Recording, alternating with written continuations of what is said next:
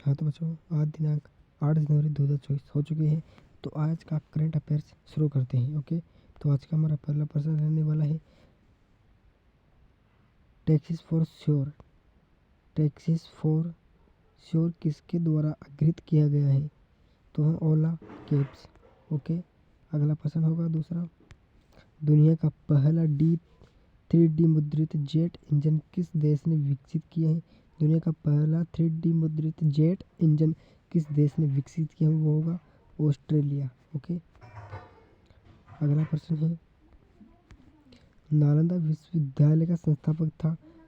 तो उसका उत्तर होगा कुमार गुप्त। ओके, अगला प्रश्न है, उज्जैन का प्राचीन काल में क्या नाम था? उज्जैन का प्राचीन काल में क्या नाम था? उसका उत्तर होगा अवंतिका। ओके, अगला प्रश्न होगा, भारत पर हुणों का आक्रमण किसके शासन काल में हुआ? तो इसका उत्तर होगा स्कंदगुप्त। ओके, अगला प्रश्न है, सांची का स्तूप किस शासक ने बनवाया था? सांची का स्तूप किसने बनवाया था? उसका उत्तर होगा अशोक ने। किसने बनवाया था? अशोक ने। ओके, अगला प्रश्न है, अशोक के शिलालेखों को सर्वप्रथम किसने पढ़ा? अशोक के शिलालेखों को सर्वप्रथम किसने पढ़ा? तो इसका उत्तर होगा जेम्स प्रिंसेप। ओके, अगला प्रश्न है, बौद्ध धर्म के प्रचार के लिए अशोक ने किसे श्रीलंका भेजा था? इसका उत्तर होगा महेंद्र एवं संघमित्रा दोनों। ओके, अगला प्रश्न है, चंद्रगुप्त मौर्य अपने अंतिम दिनों में किस धर्म का अनुयायी बन गया था? चंद्रगुप्त मौर्य अपने अंतिम दिनों में किस धर्म का अनुयायी बन गया था? इसका उत्तर होगा जैन। ओके, अगला प्रश्न है, हड़प्पवासी किस वस्तु के उत्पादन में सबसे आगे थे? हड़प्पवासी किस वस्तु के उत्पादन में सबसे आगे थे? तो इसका उत्तर होगा कपास। ओके, हड़प्पवासी सही है। अगला 11वां प्रश्न है, सिंधु घाटी सभ्यता का पतन नगर था? तो था लोथल। कौन था? लोथल। ओके, यानी कि शहर। चंद्रगुप्त मौर्य ने अपना अंतिम समय कहाँ बिताया? तो वो था श्रवणबेलगोला। श्रवणबेलगोला। ओके, अगला प्रश्न है, कपिल मुनि द्वारा प्रतिपादित दार्शनिक प्रणाली है?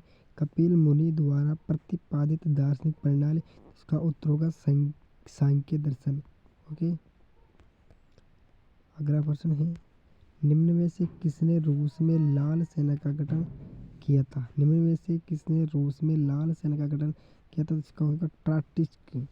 ट्राटिस्की। ओके, ट्राटिस्की। ओके, अगला 15वां क्वेश्चन है, रूसी क्रांति के दौरान चेका का गठन किसने किया? रूसी क्रांति के दौरान चेका का गठन किसने किया? तो इसका उत्तर होगा लेनिन। ओके,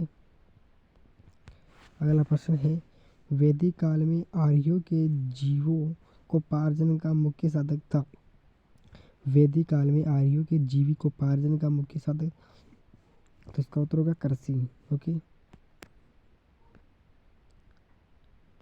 अगला प्रश्न है, निम्न में से किस क्रांति को अक्टूबर की क्रांति कहा जाता है? निम्न में से किस क्रांति को अक्टूबर की क्रांति कहा जाता है? ये क्वेश्चन क्लास 9 में भी है, ये 10 में है शायद, ये 9 या 10 में, दोनों में से। रूसी क्रांति, कौन सी क्रांति थी? रूसी क्रांति। ओके, अगला प्रश्न है, रूसी साम्राज्य को राष्ट्रों का कारागार किसने कहा था? रूसी साम्राज्य को राष्ट्रों का कारागार किसने कहा था? इसका उत्तर होगा लेनिन। ओके, अगला प्रश्न है, सबसे पुराना वेद है? तो होगा ऋग्वेद। ओके, छठी से पढ़ते आ रहे हो। अगला प्रश्न है, हिंद भारत की जनता के संदर्भ में हिंदू शब्द का प्रथम बार प्रयोग किया था? तो अरबों ने। किसने? अरबों ने। ओके, अगला प्रश्न है 21वां। 21वां प्रश्न, प्रथम विश्व युद्ध के दौरान धुरी राष्ट्रों का नेतृत्व किसने किया? प्रथम विश्व युद्ध के दौरान धुरी राष्ट्रों का नेतृत्व किसने किया? तो इसका उत्तर होगा जर्मनी। ओके, अगला प्रश्न है 22वां, इटली के एकीकरण का पैगंबर किसे कहा जाता है? इसका उत्तर होगा मेजीनी। ओके, अगला 23वां क्वेश्चन है, निम्न में से कौन सा राजा प्राय जनता के संपर्क में रहता था? तो था अशोक। ओके, अशोक की जनता से मिलता जुलता रहता था। ओके, अगला प्रश्न है, लाल कुर्सी नामक सेना का गठन किसने किया? लाल कुर्सी, कुर्सी नहीं कुर्ती, लाल कुर्ती नामक सेना का गठन किस, तो इसका उत्तर होगा केवूर, केवूर ने। ओके, अगला 25वां क्वेश्चन है, महान सम्राट अशोक किस वंश के थे? यानी अशोक, अशोक सम्राट किस वंश के थे? तो होता है मौर्य समाज के। ओके, हमारा अगला प्रश्न है 26वां, तो यंग इटली नामक संगठन किसने बनाया? यंग इटली नामक संगठन किसने बनाया? इसका उत्तर होगा मेजिनी ने। किसने? मेजिनी। ओके, अगला है, स्पेस के संस्थापक कौन थे? स्पेस के संस्थापक कौन थे? Elon Musk. कौन थे? एलोन मस्क, मास्क ने मस्क। ओके, अगला प्रश्न है, यश भारतीय सम्मान किस भारतीय राज्य सरकार द्वारा प्रदत्त है? यश भारत सम्मान किस भारतीय राज्य सरकार द्वारा प्रदत्त है? तो इसका उत्तर होगा उत्तर प्रदेश से। ओके, अगला 29वां प्रश्न है, किसने कविता के लिए खुशवंत सिंह मेमोरियल पुरस्कार जीता है? किसने यह पुरस्कार जीता है? किसका नाम है खुशवंत सिंह मेमोरियल पुरस्कार? तो होता अंध अरुंधति सुब्रमण्यम, अरुंधति सुब्रमण्यम। ओके, अगला 30वां क्वेश्चन है, निम्नलिखित में से कौन प्रार्थना समाज से संबंधित नहीं है? कौन से समाज? प्रार्थना समाज से, तो इसका ज्योतिबा फुल्ले। ओके, अगला प्रश्न है 31वां, पायरोमीटर निम्नलिखित में से किसके नापन में प्रयुक्त होता है? यानी कि कौन क्या नापा जाता है इसे? तो उच्च ताप किसे नापा जाता है? उच्च ताप नापा जाता है पायरोमीटर से। ओके, अगला क्वेश्चन है 32वां, आयोडीन के टिंचर का प्रयोग निम्नलिखित में से किसके लिए होता है? तो होता है एंटीसेप्टिक के रूप में। किसके लिए? एंटीसेप्टिक के रूप में। ओके, अगला 33वां क्वेश्चन है, निम्नलिखित में से उस स्थान का नाम बताओ जहाँ पर सूफी सूफी संत निवास करते हैं। खान कहाँ, कहाँ खान का सूफी संत मुझे पता नहीं है, लेकिन वो करते हैं खान कहाँ में। ओके, अगला क्वेश्चन है, निम्न अक्षांश यानी अधिक वर्षा, निम्न अक्षांश यानी अधिक वर्षा और उच्च अक्षांश यानी कम वर्षा, इसके तथ्य के पीछे क्या कारण हो सकता है?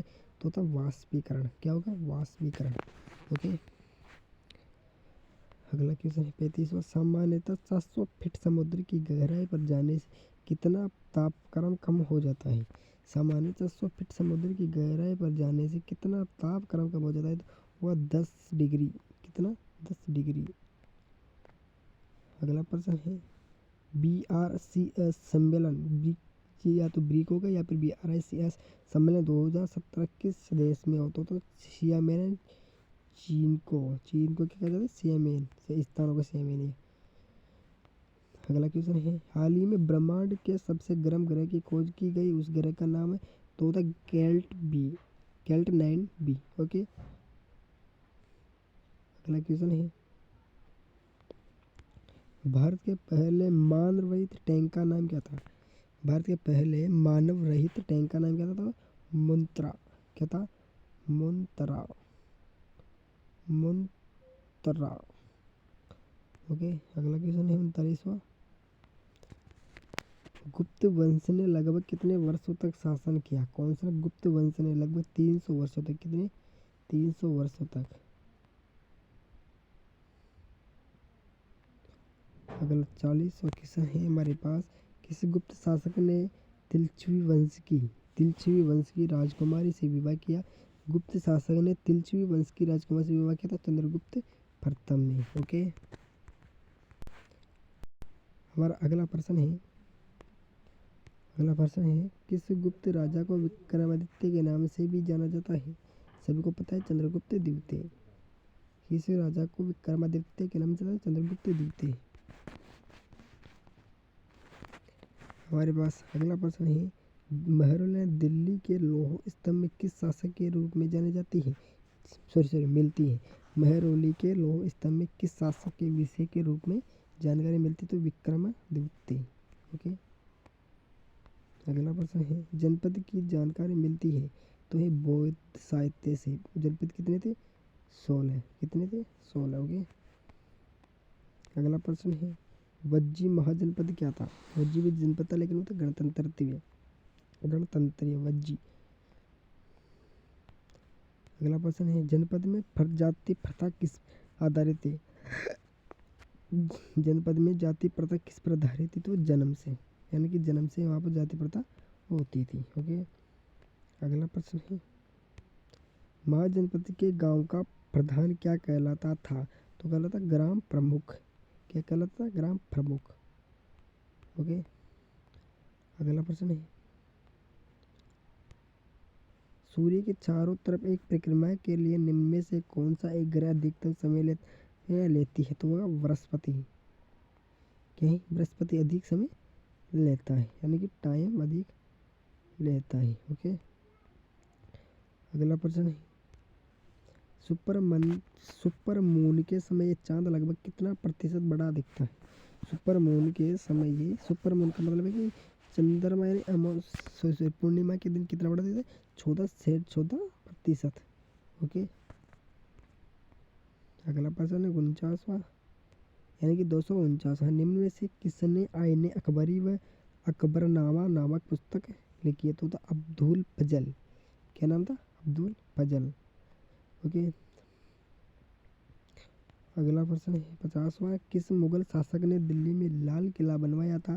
तो शाहजहां। सभी को पता है। हमारे क्यों क्वेश्चन अगला नीचे है, तो इसको हम कल देखेंगे। ओके, तो आज के हमारे पूरे 50 क्वेश्चन कंप्लीट हो चुके हैं। हमारे करंट अफेयर्स हैं ये, तो रोजाना आते हैं 250 क्वेश्चन वाइज। तो ओके, पार्ट 4 है, लेकिन आजकल इसको हमने करंट अफेयर नाम दे दिए हैं, तो अच्छी तरह से आप पढ़ाई करना।